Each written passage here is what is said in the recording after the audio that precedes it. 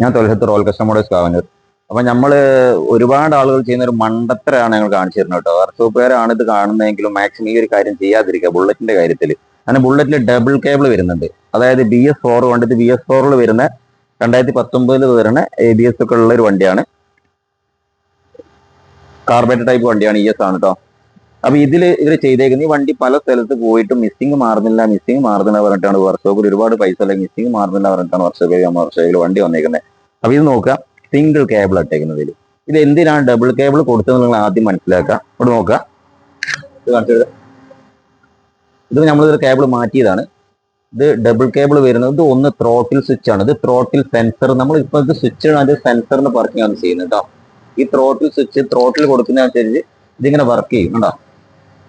അപ്പൊ ഇതിങ്ങനെ വർക്ക് ചെയ്ത് റിട്ടേൺ പോണതാണ്.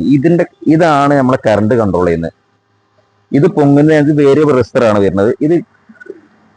ഇത് കറങ്ങുന്ന, ഇത് പൊങ്ങുന്നതിനനുസരിച്ച് അതിനനുസരിച്ച് കറണ്ട് കൺട്രോൾ ചെയ്യുന്നത് കേട്ടോ. അപ്പൊ ഈ ഒരു സംഗതി കറക്റ്റ് അല്ലെങ്കിൽ BS4 ശേഷം BS4 വണ്ടികളിൽ ഈ ഒരു ത്രോട്ടിൽ കേബിളും ഈ ത്രോട്ടിൽ സ്വിച്ചും, ഇത് ത്രോട്ടിൽ സ്വിച്ച് എന്നാണ് പറയുന്നത്, ഈ സ്വിച്ച് നിങ്ങൾ കറക്റ്റ് ആയിട്ട് പുതിയ റീപ്ലേസ് ചെയ്ത് എടുക്കാൻ ശ്രമിക്കുക.